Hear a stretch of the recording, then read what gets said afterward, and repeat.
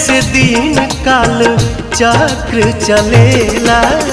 हर साल करब बरत आई छठी घटिया, हमनी पकड़ब उपकार जी। हाँ लिहिनाया रघ मोर आदित्य गोसाइया, बरती के सुन ली पुकार जी।